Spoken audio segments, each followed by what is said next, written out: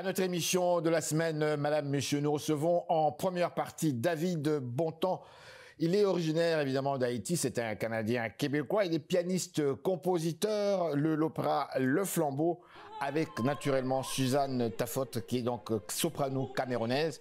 Mais dans l'interview, on reçoit seulement Monsieur David Bontemps, donc, qui va nous parler de sa musique.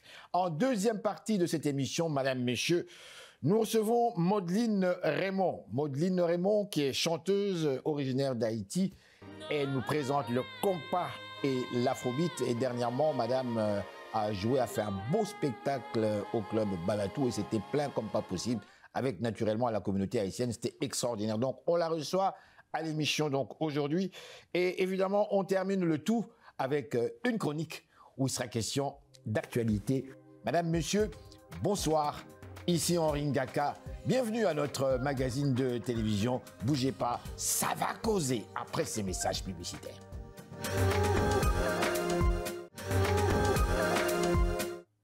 Et nous voilà de retour à notre magazine de télévision. Madame, Messieurs, bonjour ou bonsoir encore une fois où que vous soyez actuellement. Nous mettons le cap sur le mois de l'histoire des Noirs, bientôt au mois de février. Et dans le cadre du mois de l'histoire des Noirs, justement, l'Orchestre classique de Montréal, OCM, met à l'honneur trois artistes afro-descendants.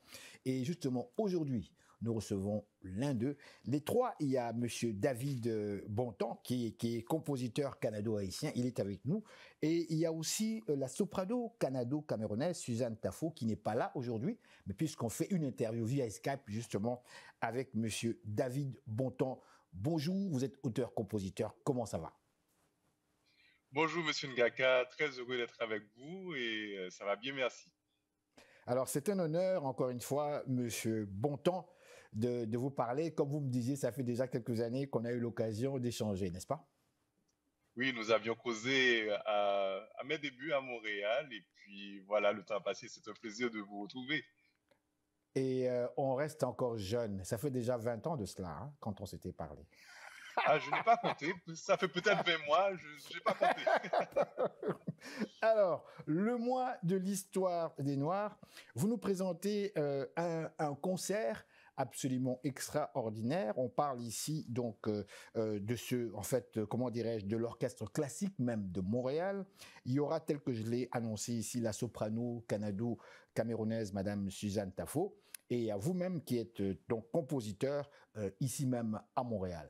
Pour revenir un petit peu à vous, ma première question, puisqu'on s'était déjà parlé, mais quand même, j'aime bien que le public se rappelle un petit peu de mes invités. Qui êtes-vous? Je suis David Bontemps, je suis pianiste et compositeur d'origine haïtienne. Je vis à Montréal depuis une vingtaine d'années et là, j'ai composé un cycle de mélodies pour voix et orchestre à cordes sur des poèmes de Jacques Roumain, l'éminent, l'immense écrivain haïtien international. Et voilà, et ça va être présenté lors de ce concert le 6 février, le concert de l'Orchestre classique de Montréal, Écho lointain d'Afrique. Et donc, je suis dans la musique, j'enseigne le piano, je compose, je fais des disques. Avec justement Suzanne Tafotte, c'est ma deuxième collaboration puisque elle avait joué le rôle de Mademoiselle dans l'opéra La Flambeau que j'avais composé en 2020 et qui a été présenté à Montréal et à Hamilton en 2023.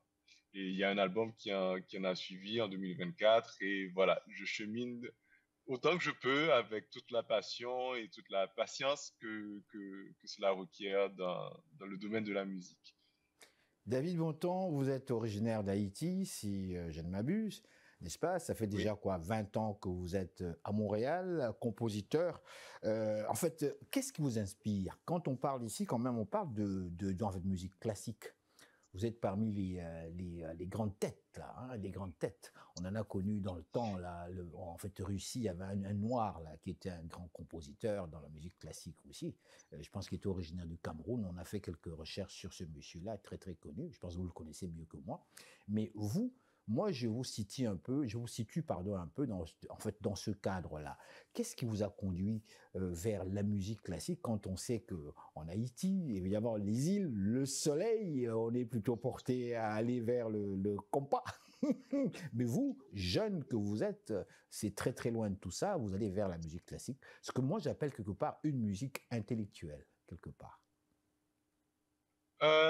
Bon, déjà, c'est un mode d'expression. La musique, c'est un mode d'expression avec des déclinaisons diverses. Mhm, Et même dans le compas, on peut trouver des courants, on va dire, plus intellectuels. C'est pas, on peut trouver des artistes qui se versent dans une déclinaison du compas qui est plus pensée, qui n'invite pas forcément à la danse. Je pense par exemple à Reginald Policar. mhm, Et de la même manière, l'intérêt pour de la musique de concert, donc la musique, ce qu'on appelle en anglais le art music, existe bel et bien. C'est vrai que c'est plus rare, mais ça existe, et même en Haïti depuis plus d'un siècle. Il y a une école de compositeurs nationalistes, classiques, haïtiens qui composent, on va dire, des opéras. Ça, c'est un petit peu plus rare, mais de la musique de chambre, de la musique orchestrale, de la musique pour piano, pour guitare. Il y a tout. Je pense par exemple à Franz Cassius, qui est un compositeur de guitare, luthier, qui a été pendant longtemps, puisqu'il a émigré aux États-Unis, le mhm. directeur musical de Harry Belafonte, par exemple, pendant plusieurs années. Donc oui, cela existe et il faut simplement maintenant mettre cette information à la disposition de plus grand nombre. Et il y a des instances qui font ça, des artistes qui se dédient à cela. Je pense à la Société de recherche et de diffusion de musique haïtienne. Ici à Montréal, il y a des artistes, dont moi-même, je pense à Célimène Daudet, par exemple, ou bien... Il y en a pléthore. Mais dites-moi, vous personnellement, qu'est-ce qui vous a conduit vers ce genre musical? Je vais dire qu'est-ce qui m'a conduit vers l'instrument. C'est plutôt ça le biais par lequel j'ai atterri dans le bien classique, puisque en travaillant le piano avec mes professeurs, la méthode classique, je fais mes classes avec les compositeurs pour cet instrument, à savoir Mhm, les Bach, Beethoven, Mozart, Chopin, etc., Rachmaninoff. Et de là, je découvre les compositeurs classiques haïtiens. Et l'Internet entrant en jeu, je découvre qu'il y en avait d'autres, sous d'autres cieux. Je pense au Chevalier de Saint-Georges, par exemple. Je pense à... On en jouera au Chevalier concert de le 6 février. Saint-Georges, oui, oui. Oui, Boulogne de Saint-Georges, et ça, c'est un des pionniers en France qui est même considéré comme l'un des fondateurs de l'orchestre moderne que l'on connaît Mhm, et qui était vraiment une figure de proue. Et il y a George Walker, par exemple, ou bien William Ganstill, ou bien Florence Price, qui fait maintenant briller les orchestres et les chefs d'orchestre comme Yannick Nézet-Séguin, qui a eu un Grammy pour sa symphonie, et William Ganstill également. Et en Haïti, je pense, on a parlé tout à l'heure de Franz Cassius, il y a Werner Jägerhuber, qui a écrit même des messes, opéras et tout. Enfin, sous tous les cieux, il y a toutes sortes de formes d'expression dans la discipline musicale. mhm. Et il faut simplement se mettre au courant de ce qui existe. Mais c'est vrai que c'est pas un courant qui est très, très connu. Il y a même D'accord. beaucoup d'Haïtiens, la plupart des Haïtiens ne sont pas au courant par exemple, qu'il existe des compositeurs classiques haïtiens, Mais mais justement, j'avais une question qui suivait, justement par rapport à ce que vous venez d'affirmer. Dites-moi, très franchement, que répondez-vous à ceux, aux Noirs particulièrement, je les inclus tous, Haïtiens, Africains, Guadeloupéens, tout ça, qui vous diraient, monsieur, est-ce que ce n'est pas une forme d'acculturation lorsqu'on va vers, vous avez cité tel que le chevalier, aidez-moi, aidez-moi en France, vous venez de me citer un nom là. le chevalier Joseph Boulogne de Saint-Georges. Oui, Voilà, j'avais déjà lu sur ce monsieur-là. Mais dites-moi, oui. est-ce que ce n'est pas une forme d'acculturation aujourd'hui en 2025 où justement nous parlons du mois de l'histoire des Noirs, quelque part, Mhm. où le Noir recherche une forme de, comment dirais-je, où le noir veut ressortir un peu du cadre qu'on lui avait toujours donné depuis l'époque esclavagiste, que ce soit en Haïti, en Afrique, partout, où on veut s'affirmer. Voilà, on veut s'affirmer avec notre authenticité de plus en plus. Alors, qu'est-ce que vous répondez à ceux qui vous disent, pendant que nous voulons nous affirmer avec notre authenticité, vous nous emmenez, n'est-ce pas, une recette des Blancs. Vous répondez quoi à cela? Bon, c'est de la musique de concert, la musique, on va dire, savante. Si on se transporte, par exemple, au Mali, avec la musique mandingue, moi, je trouve que c'est de la musique classique. Et la musique sacrée, par exemple, la musique du vaudou en Haïti, c'est de la musique classique, je D'accord, je vous trouve. Mais c'est arrête. vrai Je que vous arrête. Je vous arrête. Je vous oui, arrête. J'emmène vers le Mali. Vous avez parlé de la musique mandingue. Vous avez fait une comparaison avec le fait que c'est classique. Nous voulons comprendre. Nous voulons comprendre cette équation. Lorsque vous dites que la musique mandingue est classique, comment l'expliquez-vous? mais parce que, en fait, de ce que je comprends, les musiciens doivent faire leur classe, de très longues études auprès de maîtres et maîtriser leur instrument et maîtriser un répertoire. C'est vrai que c'est un répertoire généralement oral, mais le mode de transmission est appelé à être écrit. Et ça, c'est juste une question de transcrire. Mhm. Par exemple, la musique de Hindustani en Inde, c'est exactement le même processus qu'ils ont fait. Nous pouvons faire exactement la même chose avec les différentes traditions. Oui, Et nous le faisons bien quand il s'agit de musique sacrée, de musique profane, de musique de concert, qu'il faut s'asseoir et écouter, de oui, musique oui, oui, de oui. danse ou bien de musique militaire ou de cérémonie. Il y a toutes sortes de musique dans toutes les traditions. Et pour nous, en Haïti, bien sûr, nous avons pu conserver pas mal de types d'instruments de percussion, de tambour et de rythme et Oui, oui. toutes les métissages et transformations qu'il a pu avoir. Mais parallèlement à cela, nous sommes en contact avec d'autres modes d'expression musicale, Oui. euh, le parler, la littérature, la peinture, etc. Donc forcément, les cultures sont appelées, quelles que soient les cultures, à, à s'altérer l'une l'autre et à produire de nouveaux modes, de nouvelles expressions, de nouvelles esthétiques. Et dans ce cadre-là, l'authenticité, qu'est-ce qu'elle est? Certes, il y a des choses, mais si on se réfère à des maîtres anciens et on leur parle d'authenticité et puis ils vont parler de leur maître, ils vont dire mais de quoi parlez-vous? J'ai connu ça, mais il y a aussi eu ça, ça, ça et ça.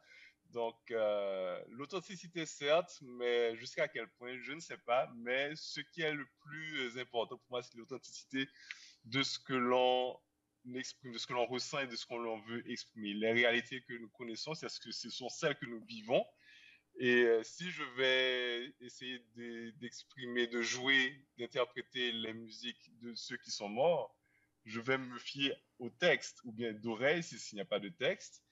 Mais les réalités qu'ils ont vécues, je peux avoir une idée en lisant, mais est-ce que je les ai vécues?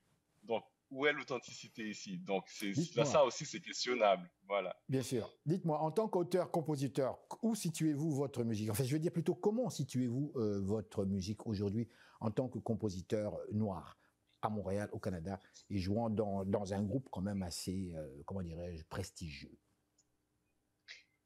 Bon, prestigieux, bon, merci, mais moi, ce que j'essaie de faire, c'est de faire la meilleure musique que je puisse et que je puisse toucher le plus grand nombre de gens qui ont des oreilles pour écouter et un cœur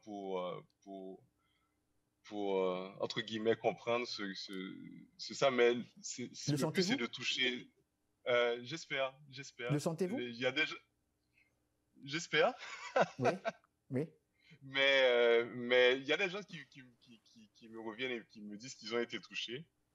J'en suis très heureux. Où je me situe comme compositeur d'origine haïtienne, c'est comme mon accent. Je porte une Haïti que j'ai connue, une culture que j'ai connue, que j'essaie de connaître, que j'essaie d'approfondir. et de la partager avec mes moyens, mes ressources, avec le plus grand nombre. Et en cela, si je peux contribuer à mettre les gens bien avec eux-mêmes et avec les autres, je pense avoir fait œuvre utile. Dites-moi, en Voilà. tant qu'auteur, compositeur, il y a des nombreux jeunes noirs qui vous regardent actuellement et qui sont très impressionnés, moi-même d'ailleurs. Dites-moi, parvenez-vous à gagner convenablement votre vie dans cette profession en tant qu'auteur, compositeur dans la musique classique? En fait, compositeur, c'est moi. Je ne suis pas auteur, je n'écris pas de paroles. C'est sûr que le milieu musical n'est pas le milieu le plus lucratif, à part quelques exceptions, les grandes stars de la musique populaire. Mais oui, je gagne ma vie, je suis encore en vie. Alors, à quoi est-ce qu'on s'attend? Ma dernière question pour ce gros spectacle. Alors, c'est un concert qui est dédié à la musique de compositeurs afro-descendants. On parle de George Walker, de William Granstill, un compositeur que j'apprécie énormément. Et j'ai oublié le troisième. Et nous aurons une invitée, une chef invitée, une chef d'orchestre, Kalena Bovel, qui est originaire du Panama et qui elle-même aussi est poétesse. Et au sein de ce concert, on me fait l'honneur de présenter en création, en première mondiale, mon cycle sur des poèmes de Jacques Roumain, un cycle de mélodies chanté par Suzanne Tafo, la soprano. Ce cycle s'intitule Le deuil des roses qui s'effeuillent. Et là, j'attends les gens en grand nombre. Venez découvrir et puis voir comment ce poète, cet auteur avait une pensée, même s'il est décédé en 1944, qui est toujours extrêmement d'actualité. Et ça, c'est formidable de voir la pensée encore, et vous parliez d'authenticité, qui s'exprime en français avec des images bien de chez lui, créole, de la Caraïbe, et qui fait référence à l'Afrique et à l'authenticité, c'est-à-dire être une bonne personne, être une personne juste. Et je pense que c'est le plus important. On va se laisser sur un extrait, si c'est possible, bien sûr, un extrait pour mettre un petit peu notre public dans l'ambiance comme telle, quelque chose qu'on peut retrouver facilement sur YouTube. Avez-vous un titre à nous présenter? Bon, vous pouvez regarder et écouter Suzanne Tafo, justement, dans mon opéra La Flambeau, dans l'air final, Mon opéra, La Flambeau. la La flambeau. Flambeau, Mhm. oui. Elle chante l'air Monsieur Zombie danse. Voilà. Bien voilà, alors encore une fois, merci beaucoup mon frère. Je vous souhaite une très bonne journée Merci, et une très bonne année. merci, merci à vous aussi, merci. À très bientôt. Voilà, madame, messieurs, restez là. Nous sommes de retour tout de suite après ces réclames publicitaires, évidemment avec cet extrait de vidéo naturellement.